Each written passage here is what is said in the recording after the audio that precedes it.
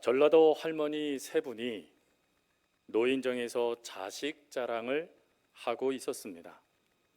첫 번째 할머니가 말합니다. 울 아들은 교회 목사라오. 남들은 울 아들더러 오 고기 한 분 그러다오. 그러자 두 번째 할머니가 씩 웃으시더니 웜에 울 아들은 교양이지라. 남들은 내 새끼더러 웜에 고결한 양반 그런 단계롱 이라고 얘기했답니다. 그리고 어느 누구도 내 아들보다 높지 않다 하는 마음으로 어깨를 으쓱댑니다. 그러자 그 모습을 보았던 세 번째 할머니가 이렇게 말을 합니다. 그런데 이걸 웃자노?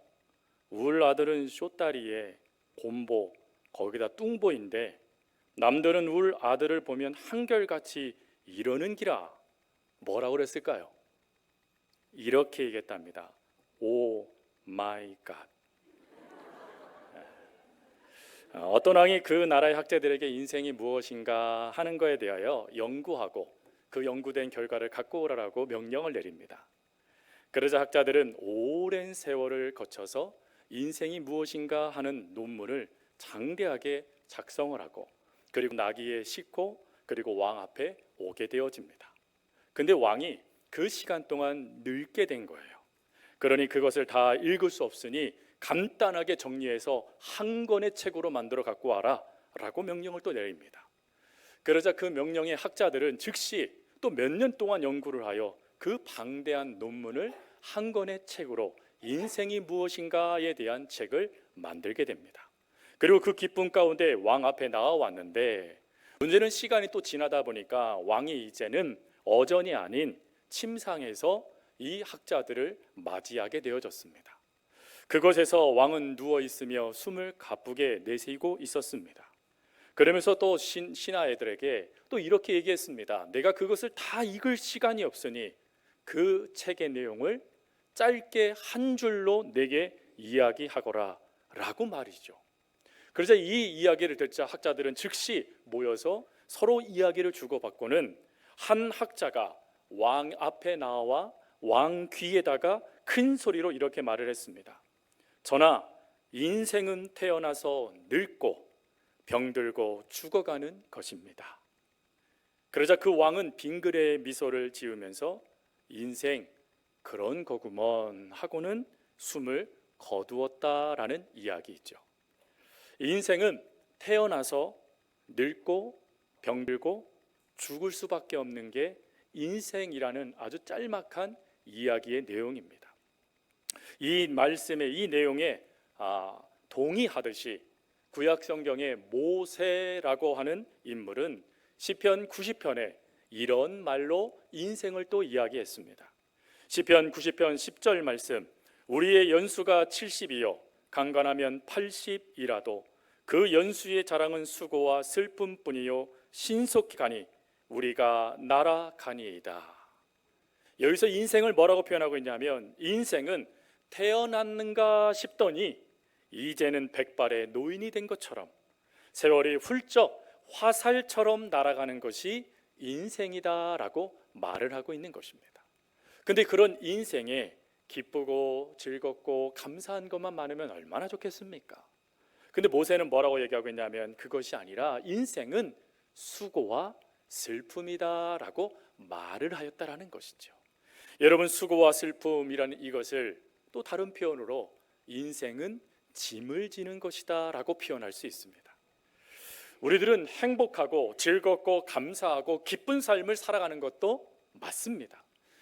이 자리에 오시는 분들 중에서도 나는 부족함이 없어, 나는 기뻐, 나는 늘 감사해 라고 말씀하시는 분도 계실 것입니다. 근데 이 인생에 이면이라는 것이 있다. 즉 우리의 인생의 겉으로 보여지는 모습뿐만 아니라 내 뒤에 또 다른 삶의 모습이 있다는 것이죠. 그 삶의 모습을 많은 이들은 뭐라고 얘기하냐면 우리 각자는 인생의 짐을 지고 있다라고 이야기하고 있다는 것입니다. 근데 그 짐은 내가 원해서 지는 짐도 있지만 내가 원치 않는 짐도 있고 억지로 떠맡아서 짊어지는 짐도 있다라는 것입니다. 근데 어찌되었던 그 짐의 무게가 얼마나 무겁던지 쉽게 우리는 지치고 쉽게 우리는 낙담할 수밖에 없는 게 인생의 이면에 짊어지고 있는 짐의 무게라는 것이죠. 그래서 그 짐의 무게를 모세라는 선지자는 수고와 슬픔이라고 이야기한 것입니다. 그렇다면 이렇게 자의던 타의던 이렇게 짊어질 수밖에 없는 것이 우리의 인생이라면, 그렇다면 이러한 인생 속에 우리는 어찌해야 이 무거운 짐, 그 짐을 내려놓고 참된 안식과 평화를 누릴 수 있을까요? 또 어찌하면 지금 여러분들이 누리고 있는 그 기쁨, 여러분들이 누리고 있는 그 즐거움, 여러분들이 누리고 있는 그 행복을 빼앗기지 않고 그것을 끊임없이 누려가는 삶을 살 수 있을까요? 오늘 그거에 대한 말씀이 우리가 함께 읽은 본문 속 말씀 속에 그대로 대답으로 기록되어져 있습니다. 오늘 그 질문에 주님은 이렇게 말씀하십니다. 수고하고 무거운 짐진 자들아 다 내게로 오라. 내가 너희를 쉬게 하리라. 오늘 주님께서 뭐라고 말씀하십니까? 여러분들이 질 수밖에 없는 그 이면에, 여러분들의 스스로 질 수밖에 없는 그 짐, 남 때문에 짊어지는 그 짐, 그 모든 짐을 갖고 예수님께 오라라는 것입니다. 오면 쉬게 해주겠다. 다른 표현으로 이 짐을 내려놔 주겠다라고 하나님께서 말씀해 주신 거예요. 그뿐만 아니라 예수님은 예수님의 그 말씀을 듣고 오는 이들에게 요한복음 15장 11절에 이렇게 말씀을 하십니다. 내가 이것을 너희에게 이름은 내 기쁨이 너희 안에 있어 너희 기쁨을 충만하게 하려 함이라. 짐만 내려놔지는 것이 아니라 우리의 인생에 기쁨도 허락해 주시겠답니다. 성도 여러분, 그리고 오늘 초대받아서 오신 분들, 여러분들 기쁘십니까? 그 기쁨, 아니 어떻게 기뻐할 수 있습니까? 짐이 있다면서요, 목사 양반. 그렇게 얘기하시는 분들에게 오늘 주님이 주시는 말씀은 기뻐할 수 있게 해주시겠답니다. 언제요? 주님께 나올 때 말입니다. 그럼 여러분, 우리가 주님께 나올 때 도대체 우리의 모습이 어떻길래 예수님은 그런 우리들의 모습을 받아주시며 또 짐을 내려놔 주시며 더 나아가서 기뻐하는 삶이 되겠다라고 말씀하시며 약속하시는 것입니까? 우리가 무엇인가 예수님께 내세울 것이 있기 때문일까요? 우리가 무엇인가 자랑할 수 있는 무엇인가 있기 때문일까요? 마치 아들을 자랑하고 내 직위를 자랑하고 내 삶을 자랑하듯이 무엇인가 자랑할 것이 있기에 하나님께서 내 짐을 내가 대신 짊어져 줄게, 내가 너에게 기쁨을 줄게 라고 말씀하시는 것일까요? 그것은 아닌 것 같습니다. 구약 성경에 예레미야서라는 것이 있습니다. 그 예레미야서 17장 9절에 우리의 모습을 이렇게 이야기를 해요. 만물보다 거짓되고 심히 부패한 것은 마음이라 누가 능히 이를 알리요. 즉 우리는 무엇인가 이렇게 내세울 수 있는, 또 무엇인가 자랑할 수 있는, 그래서 하나님께서 그것을 보시면서 야, 너 참 대단하다 라고 말씀하시면서 우리들에게 짐을 내려다 주시겠다, 내가 기쁨을 주시겠다, 그렇게 말씀할 수 있는 자랑거리들이 사실은 없다라는 것입니다. 오히려 부끄럽고 아예 내가 이런 모습으로 어떻게 하나님께 나아갈 수 있어? 라고 말할 수밖에 없는 게 우리들의 모습이라는 거예요. 근데 이러한 모습과 상관없이 오늘 주님께서 뭐라고 말씀하시냐면 내게 오라라고 말씀하셨다라는 거예요. 그럼 왜 내게 오라 말씀하시며 짐도 내려놔 주게 해주고 기쁨도 주시겠다라고 말씀하시는 것입니까? 그것은 하나님께서 저와 여러분을 사랑하시기 때문입니다. 한 청소년기를 누리고 있는 한 여중학생이 그 고민도 되고 여러 가지 일들로 범접하여 정말 내가 무엇을 해야 될지 알지 못해 힘들어하는 시간을 보내게 됐습니다. 그러다 보니까 삶의 의욕도 사라지게 되고 학업의 성취도는커녕 공부하기를 싫어하는 마음이 나타나 도대체 내가 어떻게 해야 될지 근심하고 늘 주눅드는 삶을 그 사춘기 시절 가운데 보낼 수밖에 없었습니다. 그러던 이 여중학생은 용기를 내서 자기를 그래도 사랑해주고 있는 선생님께 나아가게 됩니다. 그리고 그 앞에서 울면서 자신의 이야기를 선생님께 쏟아 놓았어요. 그러자 선생님께서는 그 이야기를 듣고는 이런 이야기를 하셨답니다. 세상에 단 2개밖에 없는 우표가 있었단다. 근데 그 우표를 어떤 A라는 사람이 하나 갖고 있고 B라는 사람이 하나 갖고 있었는데, B라는 사람이 어느 날 A라는 사람에게 가서 그 우표를 내게 파십시오, 내가 아주 2배나 되는 값으로 그 우표를 사겠습니다 라고 말을 하였단다. 그러자 A라는 사람은 마침 돈도 필요했고, 그리고 이 우표, 이 종이 쪼가리 에이 없어도 그만이지 하는 생각에 3배 값을 부르고 그 우표를 팔았단다. 그러자 B라는 사람은 그 우표를 사자마자 즉시 그 자리에서 우표를 찢어버렸단다. 사람들은 그 모습을 보면서 아이고 아까워라, 저것을 찢어버리면 어떡해? 라고 하며 저 사람 미쳤나 봐 라고 이야기하였단다. 그때 그 우표를 산 사람은 즉시 이렇게 말했지, 이제 이 우표는 세상에 하나밖에 없습니다. 그러니 제가 부르는 값이 이 우표 값입니다 라고 이야기하였단다. 그리고 그는 그 자리에서 그가 산 우표 값에 몇 배나 더하여 비싸게 우표를 팔았단다 라고 이야기하는 것입니다. 그리고 이렇게 이야기한 다음에 선생님은 그 아이의 손을 붙잡고 또 다시 말을 합니다. 하찮은 종이 하나에 불과한 우표도 세상에 단 하나밖에 없다라는 사실로 그 값어치가 엄청나듯이 너도 마찬가지란다. 너라는 존재는 60억 인구에 하나밖에 없어. 그 사실 하나로도 너는 정말 소중하고 대단하단다. 그리고 또 말을 합니다. 너는 더 특별한 것이 있는데 그것은 너는 하나님의 자녀이고 하나님은 널 사랑하고 계신 거란다 라고 이야기해 주었어요.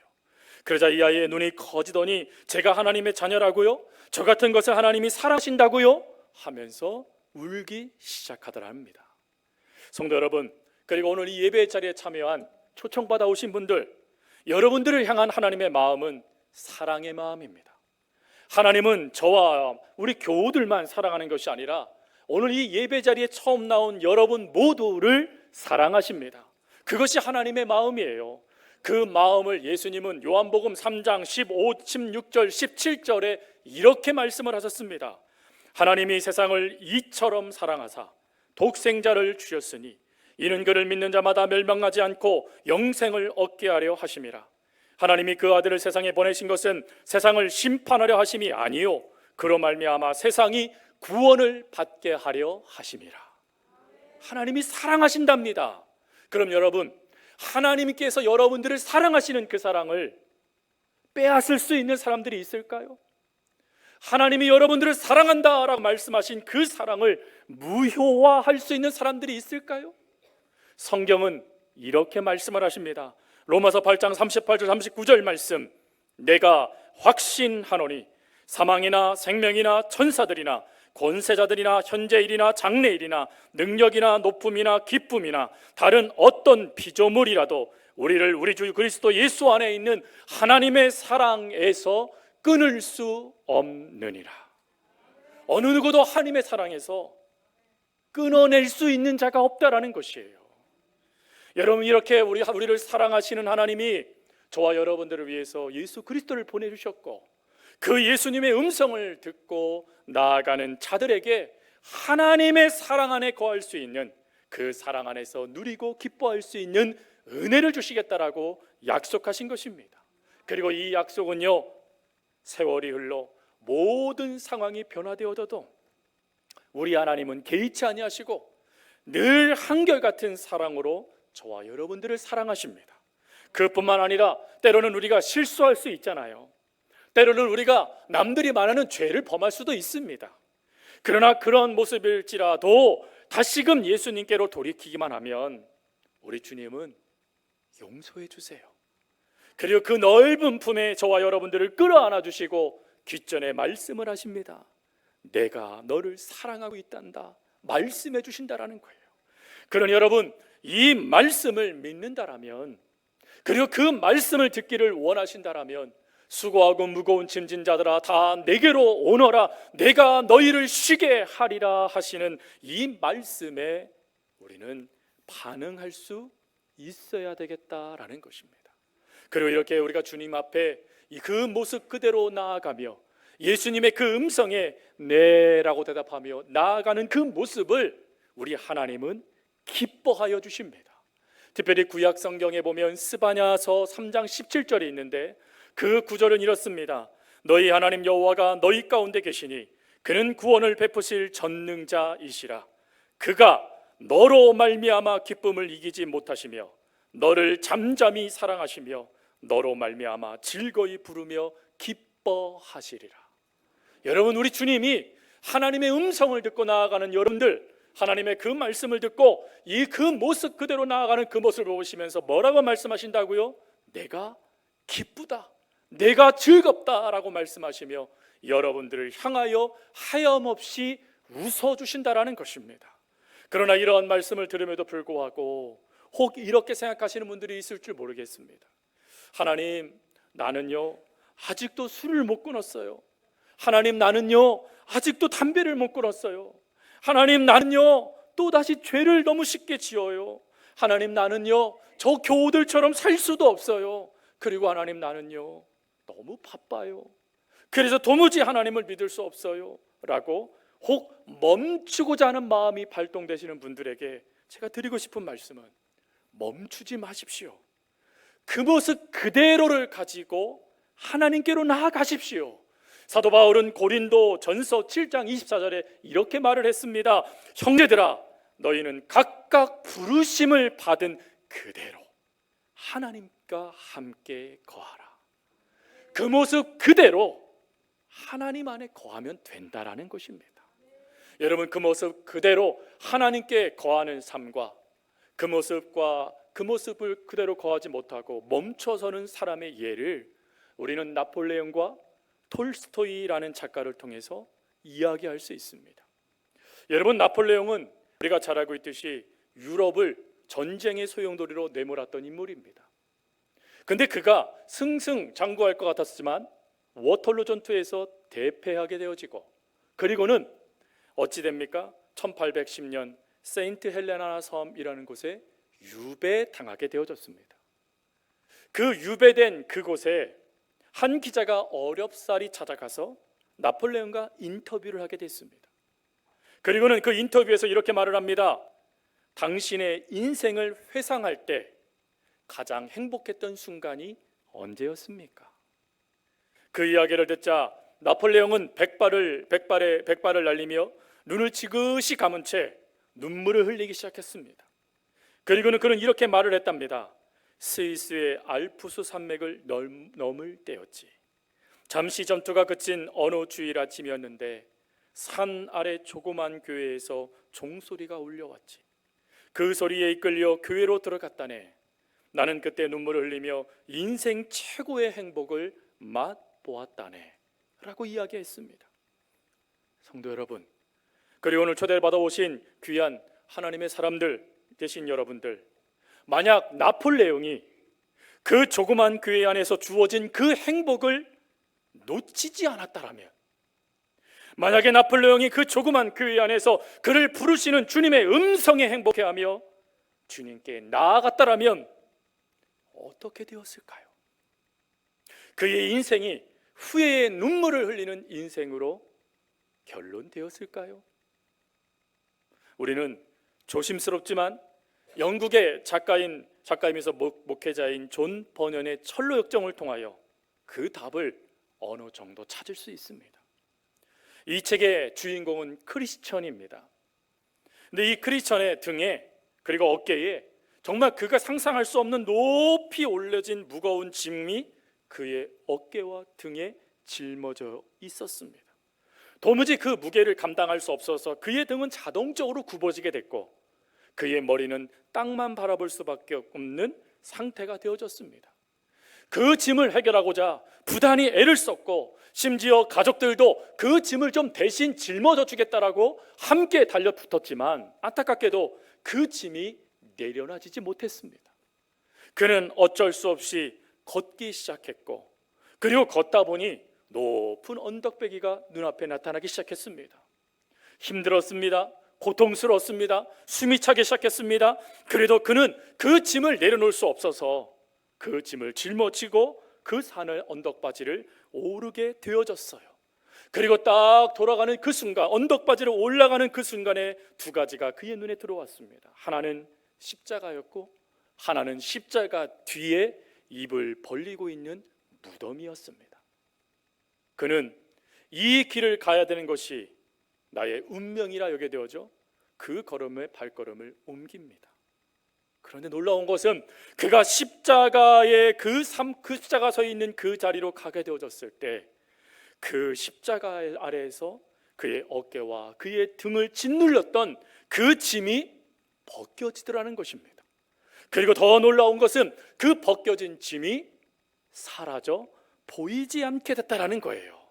그렇습니다. 만약 나폴레옹이 주님의 부르심에 반응했다라면, 그 조그만 교회로 그를 부르셔서 참 행복을 만끽하게 해주셨던 그 주님의 말씀, 주님의 그 은혜에 그가 반응했다라면 그는 진짜 기쁨이 무엇인지, 진짜 만족이 무엇인지, 진짜 행복이 무엇인지를 그는 경험하게 됐을 것이고, 혹 그가 그 전쟁에서 실패하고 전쟁에서 패배했을지라도 그를 만나 주신, 그를 불러주신 그 주님 안에서 그 인생의 말로를 하나님께 맡기며 평안함 가운데 살아가는 하나님의 사람이 되지 않았겠습니까?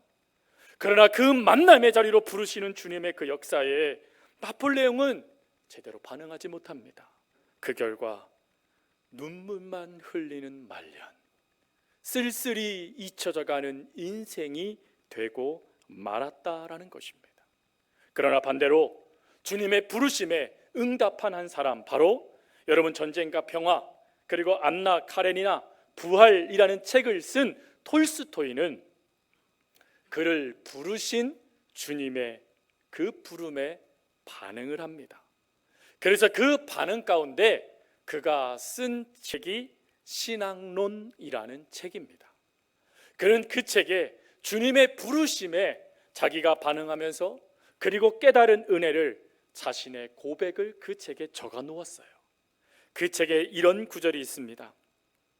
55년을 살아오는 동안 15년의 소년기를 제외하고는 안식을 경험하지 못했습니다. 아니, 안식을 알지 못하고 살아왔습니다. 18세가 되던 해에는 신이 인간을 만든 것이 아니라 인간이 신을 만들었다는 친구의 말에 설득되어 기독교를 떠나기로 결심했습니다. 종교를 포기하는 것이 진정한 자유를 얻는 길이라고 착각했습니다. 그러나 내 나이 55세, 이제 나는 내가 버린 어머니의 품과 같은 신앙의 품으로 다시 돌아왔습니다. 종교로 돌아온 것이 아닙니다. 예수 그리스도에게로 돌아왔습니다. 비로소 예수 안에서 참된 안식을 발견했습니다 라고 고백하였습니다. 우리도 톨스토이처럼 주님께로 나아가게 될 때 참된 안식을 얻게 해주시겠다라고 주님이 오늘 말씀해 주시고 계십니다. 그리고 그것뿐만 아니라 주님의 음성에 반응하며 나오는 여러분들에게 하나님이 놀라운 은혜를 하나 더 약속을 하셨는데, 그 약속이 이사야서 55장 1절부터 3절에 기록되어져 있어요. 여러분 조금 길지만 앞에 화면을 보면서 우리 같이 한번 읽겠습니다. 오라 너희 목마른 자들아 물로 나오라, 돈 없는 자도 오라 너희는 와서 사 먹되, 돈 없이 값없이 와서 포도주와 젖을 사라. 너희가 어찌하여 양식 아닌 것을 위하여 은을 달아주며 배부르게 하지 못할 것을 위하여 수고하느냐. 내게 듣고 들을지어다. 그리하면 너희가 좋은 것을 먹을 것이며 너희 자신들이 기름진 것으로 즐거움을 얻으리라. 너희는 귀를 기울이고 내게 나와 들으라. 그리하면 너희의 영혼이 살리라. 내가 너희를 위하여 영원한 언약을 맺으리니 곧 다윗에게 허락한 확실한 은혜니라. 아멘. 우리 하나님이 뭐라고 말씀하세요? 여러분들에게 좋은 것을 먹여주시겠답니다. 여러분들에게 기름진 것으로 즐겁게 해주시겠답니다. 그리고 여러분들의 영혼을 살려주시겠답니다. 그리고 무엇보다도 그 확실한 은혜를 허락해 주시겠다라고 약속하셨습니다. 그러니 오늘 우리가 해야 될 것은 주님의 그 말씀에 반응하며 나아가는 것이에요. 그럴 때 우리 주님은 반드시 여러분의 삶에 여러분들을 올가매고 있는 그 수많은 짐들을 벗겨 주실 것입니다. 그리고 참된 자유, 기쁨, 평화를 누리도록 역사해 주실 것이고 여러분들의 인생을 책임져 주시는 목자가 되어 주실 것입니다. 그 은혜를 바라보며 여러분 부르시는 주님의 음성을 뿌리치지 마세요. 그 음성에 반응하며 초청하는 그 주님 품으로 나아가십시오. 하나님은 약속하신 이 은혜를 여러분 삶에 반드시 부어 주실 것입니다.